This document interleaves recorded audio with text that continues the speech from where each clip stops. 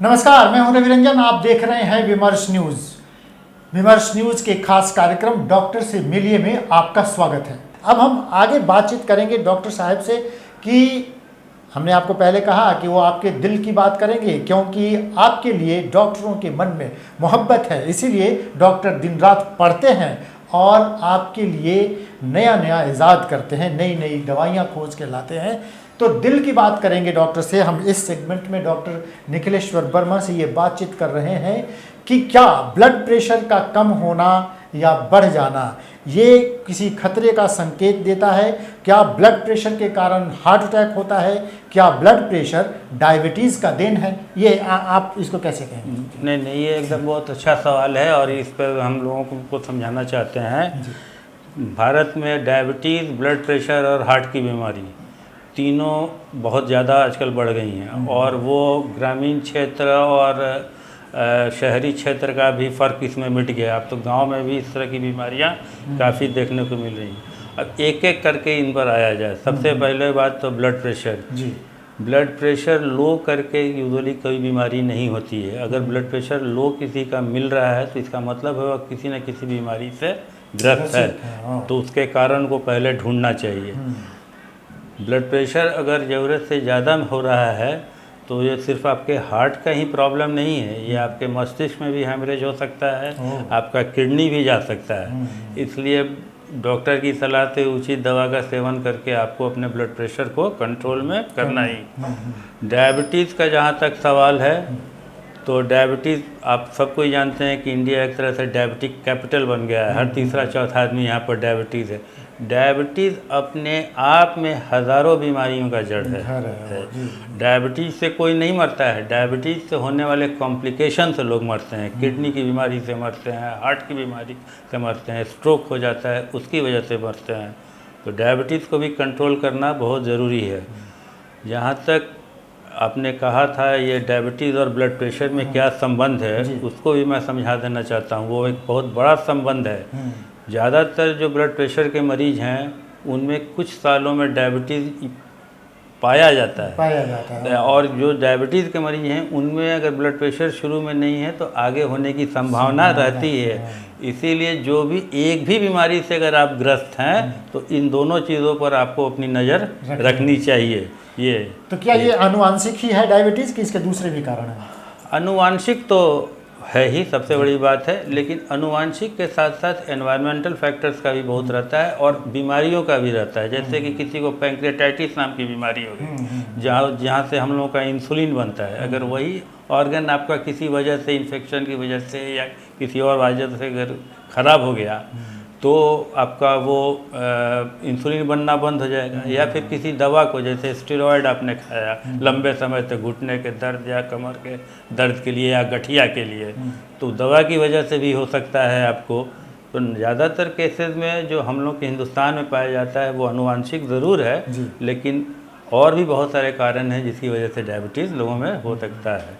तो जी ये हार्ट की समस्या, ब्लड प्रेशर के कारण भी हार्ट पर तो उसका असर पड़ता है। एकदम तो हार्ट की समस्या हो जाए किसी को, आजकल तो पता भी नहीं चलता है कि न उनको पसीना आया न कुछ हुआ और छाती में दर्द है, लोग कह रहे हैं गैस की दवा खा लो और बाद में पता चलेगा कि ब्लॉकेज है।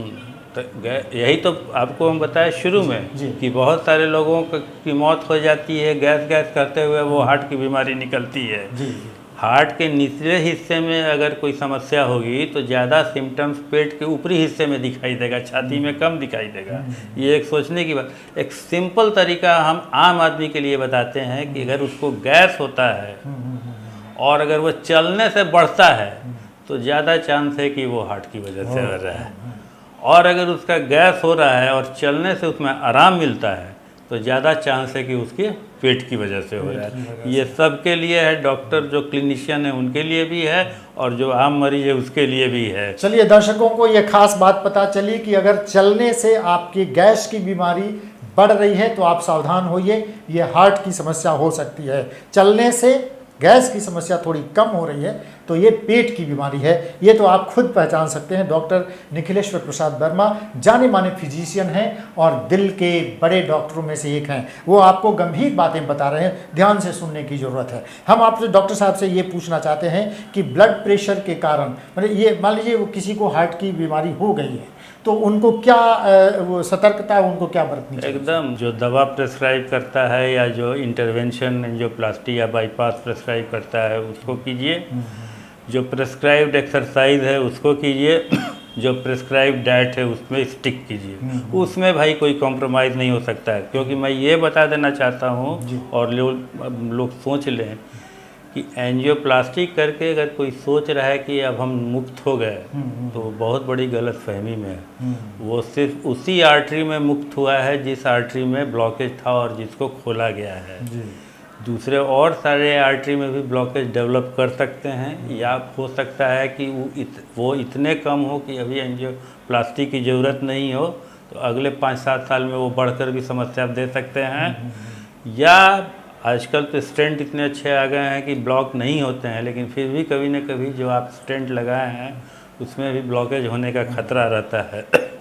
इसलिए भाई मेरे, एक बार आप अगर हृदय के रोगी हैं तो अनुशासन युक्त जीवन ही आपका लक्ष्य हो सकता है, उसमें कोई समझौता नहीं हो सकता। स्टैंड जो अगर किसी को लग जाता है तो उसको बार बार बदलना भी पड़ता है, हर 2 साल 4 साल? ऐसा नहीं बदलना पड़ता है, लेकिन मेरा कहना है कि देखिए आर्टरी 3 मेन जाती हैं, उसमें किसी एक या 2 में कहीं और ब्रांचेज उसके हैं, आपने स्टेंट लगा दिया, लेकिन बाकी जिन जगहों पे ब्लॉकेज नहीं है वहाँ तो आप डेवलप करा दीजिएगा। अगर खाना पीना नहीं ठीक रखिएगा तो एक्सरसाइज नहीं कीजिएगा, तो वो क्या करें? हार्ट के वो तो क्या वो एक्सरसाइज, कितना एक्सरसाइज करें? भाई वो एक सिंपल है, एक्सरसाइज टू द कैपेसिटी, मतलब कि आपकी जितनी शक्ति है उससे ज़्यादा एक्सरसाइज नहीं करना चाहिए। अगर आपकी शक्ति 30 मिनट चलने की है तो 25 मिनट चलिए। ये ज़रूरी नहीं है कि आप ज़बरदस्ती 1 घंटा चलिए, लेकिन वो आप धीरे धीरे एक्सरसाइज कीजिएगा तो वो बढ़ता जाएगा। और एक्सरसाइज में सिंपल कॉमन मैन के लिए वॉकिंग सबसे सेफ और बेस्ट एक्सरसाइज है। तो घूमिए जरूर, टहलिए जरूर। डॉक्टर निखिलेश्वर वर्मा कह रहे हैं कि अगर आप दिल की बीमारी है या आप उसके करीब जा रहे हैं तो एक्सरसाइज, नियमित एक्सरसाइज 20 से 25 मिनट का भी जरूर करिए। हम आगे बढ़ते हैं। डायबिटीज़ और दिल की बीमारियों का एक दूसरे से अनुनाश्रय संबंध है। हम बातचीत करें कि आम का मौसम आ गया है, लीची भी है। लीची की मिठास उसको ब्रिस्क में नापते हैं, आम की मिठास भी।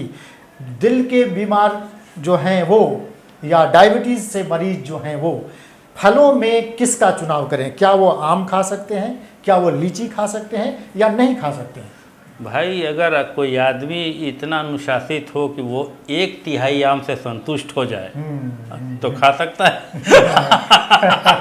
जी लेकिन आप तो आ रहे तो ये भाई अगर 1/3 से संतुष्ट हो सकते हैं और 4-5 लीची से संतुष्ट हो सकते हैं तो खाइए, नहीं तो फिर मत खाइए।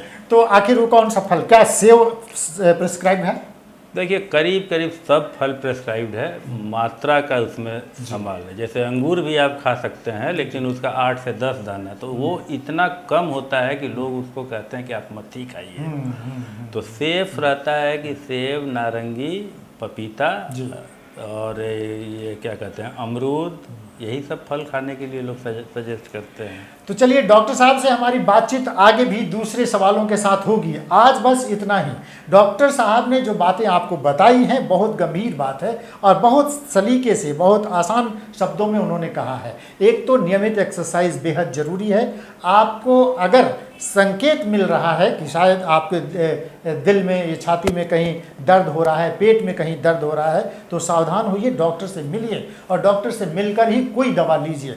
एंटीबायोटिक के बारे में डॉक्टर निखिलेश्वर वर्मा ने कहा है कि ये सतर्क रहने की ज़रूरत है।